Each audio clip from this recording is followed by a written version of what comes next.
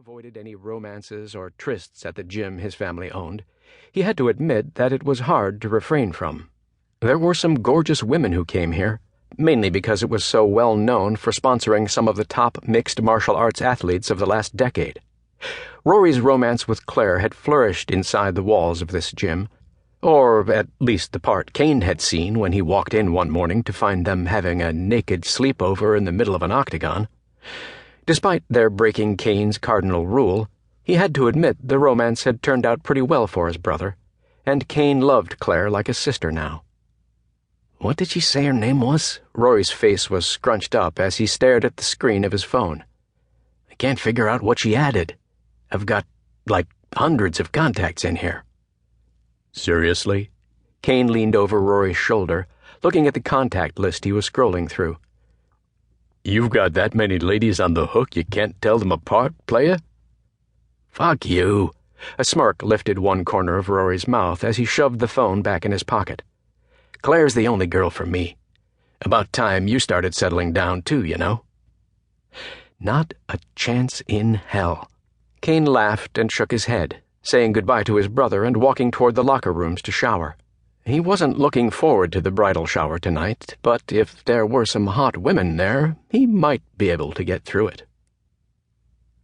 The blare of music could easily be heard in the night air outside O'Leary's pub as Kane pulled open one of the heavy doors and walked inside.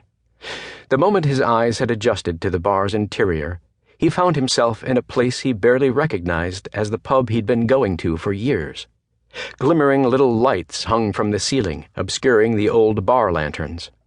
Soft white fabric covered walls that were usually forest green with dark wood paneling, giving the place more of a gauzy boudoir appearance than a bar. The high tables surrounded by bar stools had been draped in shiny gold tablecloths adorned with elaborate centerpieces. What the fuck? His brothers must have rented out the entire place for the night. Thick red velvet rope strung between heavy brass posts created a barrier beyond which lay a dance floor that looked like it had been laid down just for the occasion. Well, that was something. He did love dancing, and he had already spied a number of beautiful women he'd love to whisper sweet nothings to on the dance floor. And, if he was lucky... "About time, killer." Kieran, using his twin's fighting name, smirked at Kane from a few feet away. It was like looking in a mirror, since Kieran was identical to him in almost every way, from their dark brown hair and blue eyes to broad shoulders and strong build. Kieran was somehow an inch or two taller than him, but Kane was still well over 6 feet and made up for it in muscle. Technically, Killer had been Kieran's name first, but Kane had stolen it from him while Kieran was incarcerated. It was a good name, and Kane had wanted it. He wasn't sorry. He always went after what he wanted. Although Kieran had initially been angry, he later forgave him, joking that Kane had more of a killer instinct anyway. Damn straight. "Hey, bro."